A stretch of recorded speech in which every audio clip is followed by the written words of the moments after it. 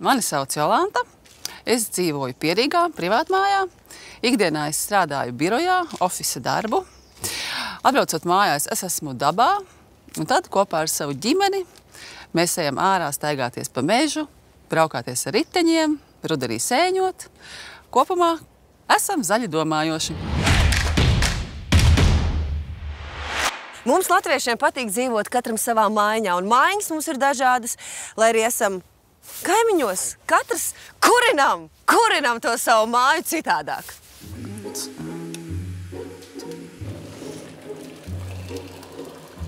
Jolantiņ, tev ir silti?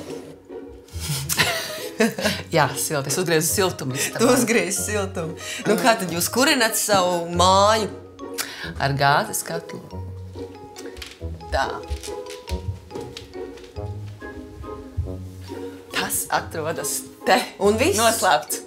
Un viss? Un viss? Maza kastīte? Un tā viņš darbojās jau kopš 2007. gada. Stāsti lūdzu par tiem ieguvumiem un plusiem, kādi ir lietojot gāzes apkurs katlu. Tur ir ļoti vienkārši. Principā tu vari noregulēt temperatūru, cik tu gribi, vienkārši viena podziņa un kārtībā. Mēs mājās esam uzstādījuši termostatus uz katra radiatora.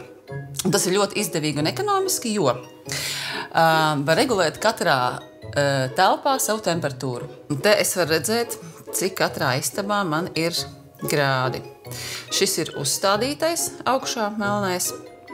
Baltais, cik reāli istabai grādi mums viszemākā ir darbistabā. Ir uzstādīts uz 12, bet tur iekšā 18. Jo galu galā mēs patreiz atrodamies virtuvē, un mums nevajag arī sildīt darbistabu, vai ne? Jā, nu tur jau tā lieta, ka mēs ļoti reti vispārējiem iekšā, un tad arī nav vajadzīgs. Nu. Tā. Un mums ir arī uzbūvēts kamīns, lai augstajās ziemas dienās varētu papriecēt aci. Bērnībā, kas bija maza, man bija malkas apkure. Un man ļoti patīk malku kurināt. Bet, protams, ir savas vērtības ar to gāzes katlu.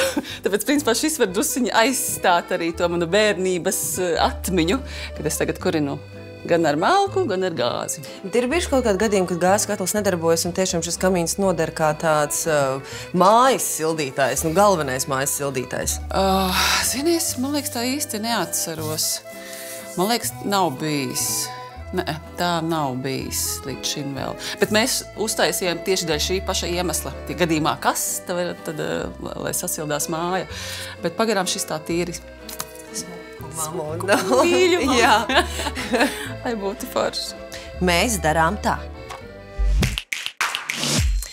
Gāzes apkure privātmājās nav nekas jauns Latvijā, un būtībā to izmanto pat daudzdzīvokļu mājās. Tiek uzstādīti privāti gāzes katli, ja nav iespēja vai cilvēki ir atteikušies no centrālās apkuras sistēmas.